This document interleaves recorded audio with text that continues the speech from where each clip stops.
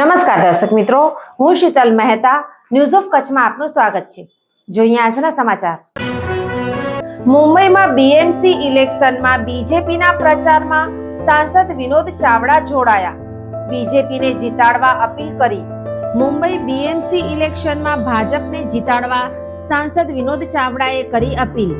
બૃહદ મુંબઈ મહાનગરપાલિકાનું અત્યારે ઇલેક્શન ચાલી રહ્યું છે, તેના સંદર્ભે આજે છેલ્લા 2 દિવસથી સતત મુંબઈની અંદર અનેક આપણા ગુજરાતી સમાજના, કાઠિયાવાડ, આપણા કચ્છી સમુદાયના સૌ વેપારીઓ, સામાજિક અગ્રણીઓ, આગેવાનોને મળવાનું થયું છે અને જે પ્રકારે એક અહીંયા સરસ મહાયુતિનું વાતાવરણ બન્યું છે।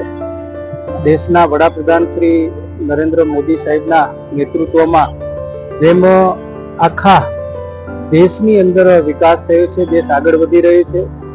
મહારાષ્ટ્રની અંદર પણ મુખ્યમંત્રી શ્રી દેવેન્દ્ર ફડણવીસના નેતૃત્વમાં પણ મહારાષ્ટ્ર ખૂબ આગળ વધી રહી છે અને મુંબઈની અંદર પણ મહાયુતિના માધ્યમથી હું સૌ લોકોને, મતદારોને પણ અપીલ કરું છું કે આપ મહાયુતિના દરેક ઉમેદવારને વિજય બનાવો અને વિશેષ રૂપે આજે જ્યારે અહીંયા મોટી સંખ્યામાં આપણો ગુજરાતી સમાજ, કચ્છી સમાજ અહીંયા વસે છે, એમને પણ હું અપીલ કરું છું કે આપણે સૌ સાથે મળી કરીને આપણા દેશના વડાપ્રધાન શ્રી નરેન્દ્ર મોદી સાહેબના અને મુખ્યમંત્રી શ્રી દેવેન્દ્ર ફડણવીસના હાથ આપણે સૌ મજબૂત કરીએ, એવી હું સૌને અપીલ કરું છું।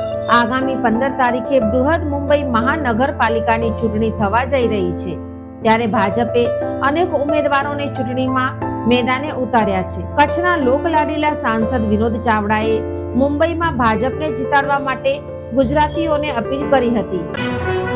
દર્શક મિત્રો, આજે તારીખ 9 જાન્યુઆરી 2025 આ હતા આજના સમાચાર। આવતીકાલે ફરી મળીશું, ત્યાં સુધી મને રજા આપશો। નમસ્કાર।